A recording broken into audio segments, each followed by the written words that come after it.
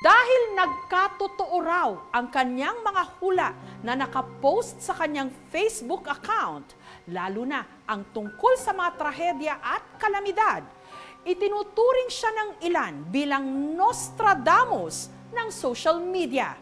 Tunghayan ang kwento ni Jay Costura. Nakikita ko yung mga batang inaanod. May mangyayari sa Resorts World. Naramdaman ko yung init sa katawan ko para akong napapasok.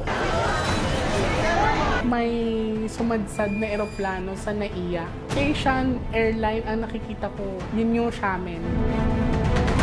Nagbabala ako sa aking Facebook page ng ganito. 2 araw matapos kong pinost yun at ito ang aking nabalitaan.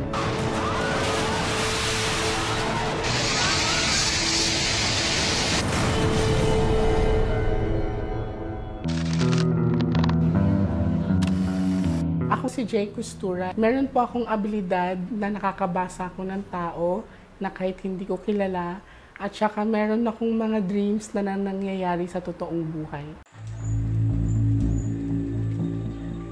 Pag naglalakad ako,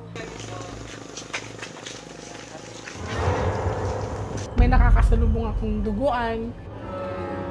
Pero alam ko na buhay sila, hindi ko lang pwedeng matapik dahil baka sabihing baliw ako.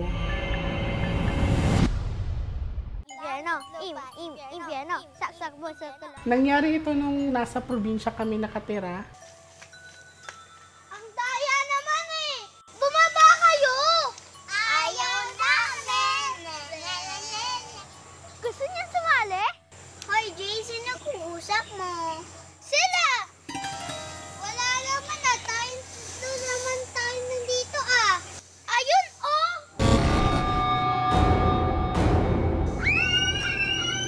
Tumatakbo sila sa mother ko. Tinatanong yung mama ko kung bakit may mga bata akong nakikita na hindi nila nakikita. Tatay, bukan, umalis ka na sa pwesto mo.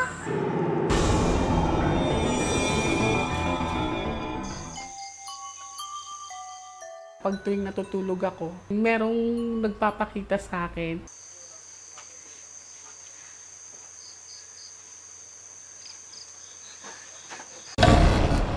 A group of person sila na puro naka-white ang damit na naka-hoodie. May hawak silang sulo. Gusto nila akong kunin sa nanay ko.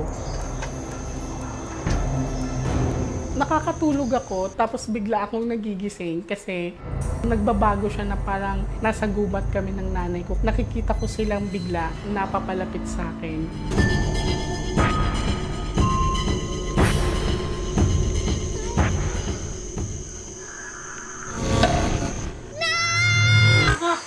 Nanaginip ka na naman.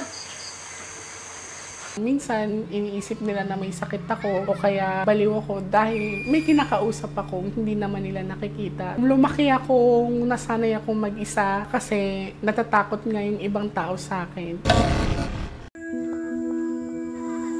Nagulat na lang ako nung nag-snap or naputol yung pinagsampayan ko ng mga damit.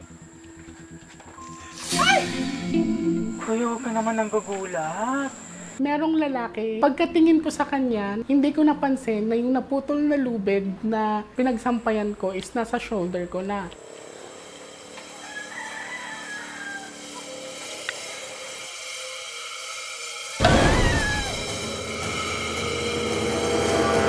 Kinabukasan, nagulat na lang ako yung lalaki nasa likod ko is nagbigti na pala. Pangalan niya ay si Dondon. 2007,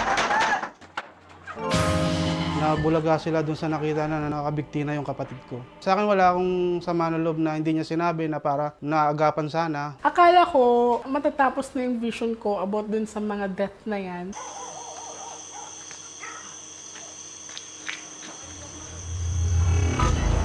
Nagulat na lang ako na panaginipan ko yung kapatid ko na may dugo siya sa gilid. Akala ko normal dream lang siya. Bumangon ako. Nasaan si Ford? Bakit ka naman? Umikot-ikot kami sa labas ng bahay namin. Eksakto, dun sa may kanto. Naabutan namin siya nakipag-inuman. Ano ba? Ano ba? Ano ba?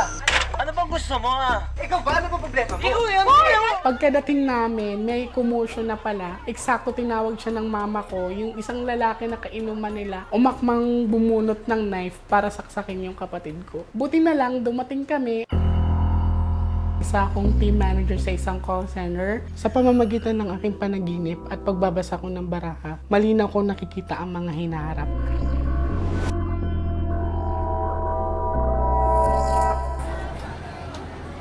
Una kong nakikita sa aura mo, broken siya, maghihiwalay kayo. Papasok ka sa panibagong relasyon, kaso mas bata sa inyo. Sa lahat ng sinabi niya ay totoo. Totoo nangyayari sa buhay ko. Saan yung tatay mo? Kasi yun yung kulang sa'yo. Hindi ko pa siya nakikita since birth. Ano bang paniniwala mo? Patay na siya? Buhay pa. Buhay pa siya, ate. Nararamdaman ko siya sa'yo. Sa edad mong 32 to 34, magkakaharap kayo ng tatay mo. Ang taasan ng balahiyo.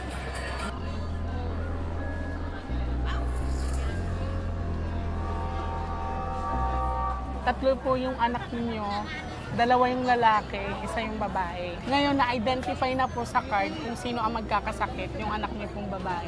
Parang nagulat ako dun na totoong sinabi niya na operada kasing anak ko. After 6 years, simula nung kinardread ako ni Jay na makita ko yung father ko, nakita ko po yung tatay ko.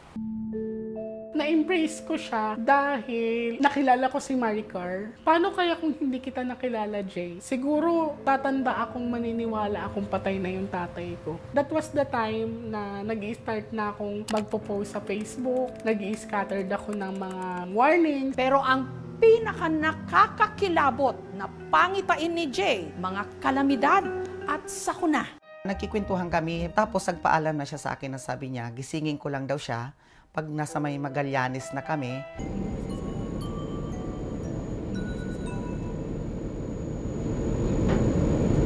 Ay, saan na tayo? Walang kaabog-abog, bigla siyang tumaas ng muka, nanlalaki yung mata, yung hawak niya sa kamay ko, nanginginig yung kamay niya, namumutla.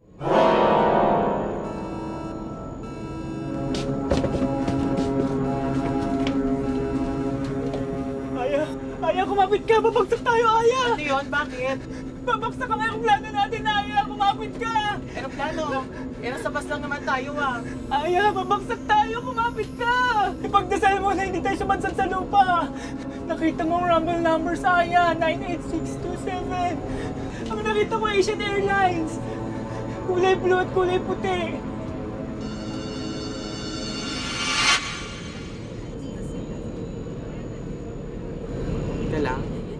Nung umalog yung bus, nahimasmasan na ako na nasa bus kami. Siguro mga span of 2 weeks lang yata may sumadsad na eroplano sa NAIA.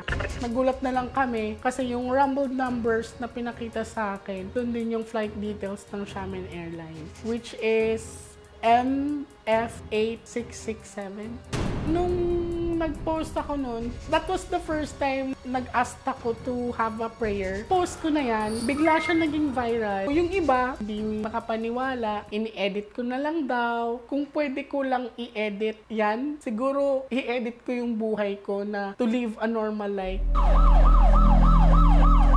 Nadaanan ko yung Resorts World. Nagulat na lang ako kasi it's really clear na nakikita kong umuusok siya. May nakita akong mga taong tumatakbo. Sinabi ko siya sa isang kakilala ko na may mangyayari sa Resorts World. Naramdaman ko yung init sa katawan ko para akong napapasok. Nung time na pala nun, may sunog na naganap sa Resorts World.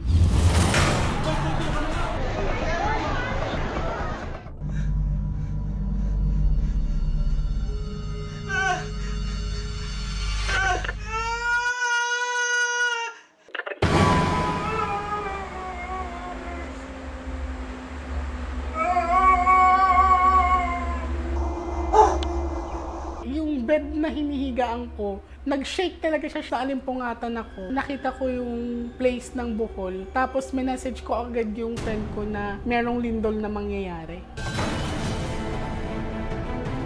2 araw matapos kong pinost yun at ito ang aking nabalitaan. May mga tumatakbong tao, nagulat na lang ako, may buhawing tumama sa kanila doon. Ang abilidad kong ito ay tinuturing kong biyaya dahil nakakatulong ka sa karamihan. Sumpa dahil gusto mong matulog ng normal pero hindi mo magawa dahil nakikita mo silang humihingi ng tulong sa'yo.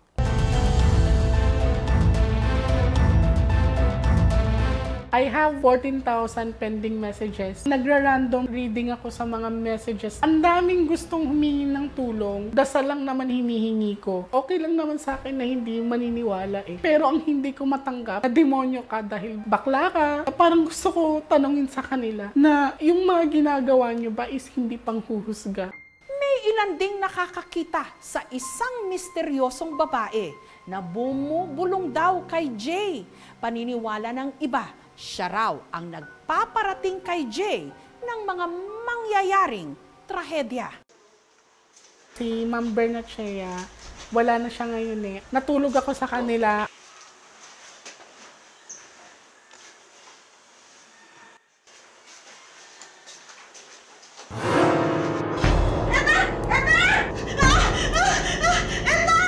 Napasigaw na lang siya dahil ang nakita niya sa bed is isang babae mahaba yung buhok. Tinawag niya yung kapatid niya to double check kung ako ba talaga yung nakahiga.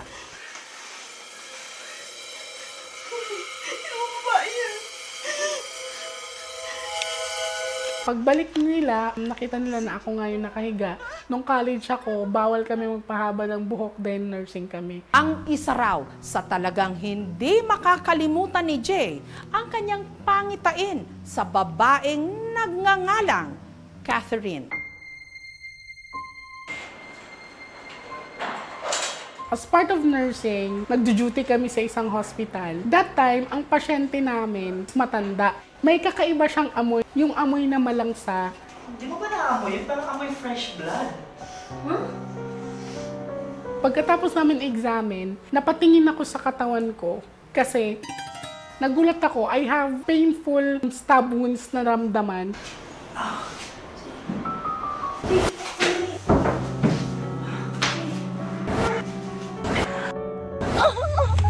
Si Jay biglang nagpanik. Nakita niya daw yung sarili niya na may saksak. Nagkaroon ako ng vision. Mayroong isang babae sa school namin ang mamamatay. Bitawan niyo ako. Kuya, tama na po. Tama na, kuya.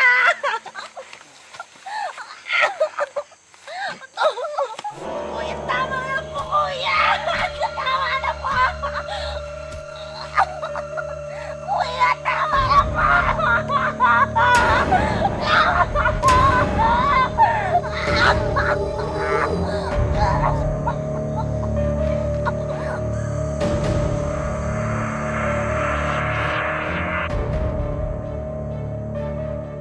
Hinabol ako ng 3 lalaki.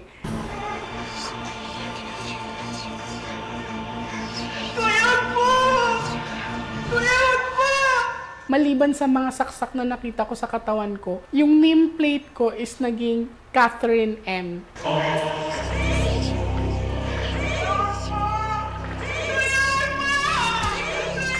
What's going on? Wake up! Hey! Wake up! Jay! Ano nangyayari? Wake up! Wake up, Jay! It's okay. Jay, it's okay. It's okay. Yan naman, Jay. It's okay. Lumipas yung 1 week, bigla akong tinawagan ng dean namin dahil mag-o-offer kami ng dasal sa isang estudyanteng namatay. Ang pangalan niya is Catherine Mendoza. Based on the investigation, umuwi siya ng Laguna, inabangan siya ng 3 lalaki, tinangka siyang gahasain. Ang saksak niya is 10, tapos nakauwi pa siya sa bahay nila. Namatay siya due to loss of blood dahil sa saksak.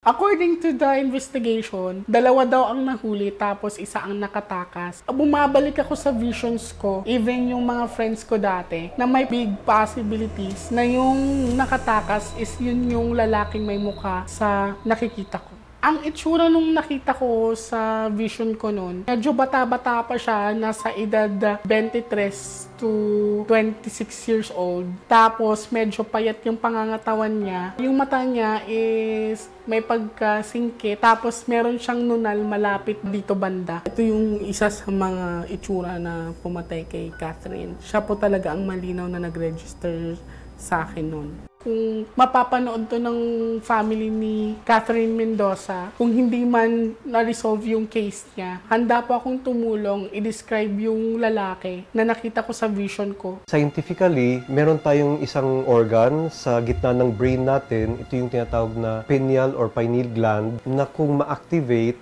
mas marami tayong mga abilities na na-experience. Pag na-activate yung pineal gland, posibleng magka-extrasensory powers tayo. Ngayon, inuutusan kita kung sino ka man na sumusunod sa kanya, magpakilala ka.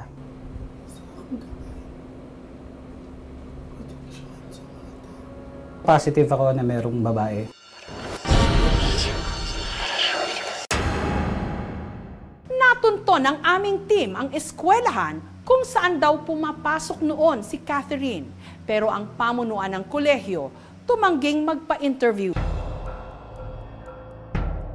Magmula po ng 2005, nagpadala po ang tanggapan ng investigation section ng Laguna sa lahat ng police station at napag-alaman po na wala po kami nahawakan ng ganong kaso na may kinalaman sa Catherine Mendoza case. Ibig sabihin po nung wala po talagang pangyayari sa aming lalawigan ng ganong mga insidente. Sa mga nagsasabing hindi totoo o tinatanggi ang nangyari kay Catherine Mendoza, hindi ko makakalimutan na nag-alay tayo ng dasal. Wala po akong intensyon gumawa ng anumang istorya. Malinaw sa alaala ko ang nangyari kay Catherine M. Naniniwala ako sa ability ni Jay. Kasi nga nung college kami, nag-predict siya na merong mamatay na nursing student, which is nangyari nga talaga. After few days, nabalitaan na lang namin, merong namatay nga, sabi ng faculty.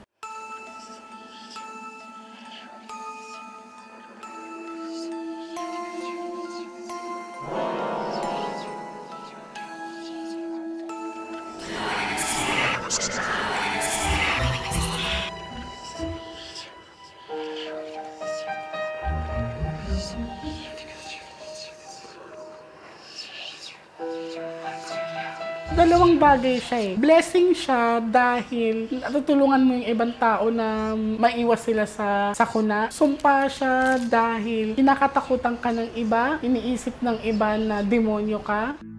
Hindi ko naman hinihingi sa taong bayan na paniwalaan ninyo ako. Ang hinihingi ko lang is yung konting dasal na kaya niyong ibigay.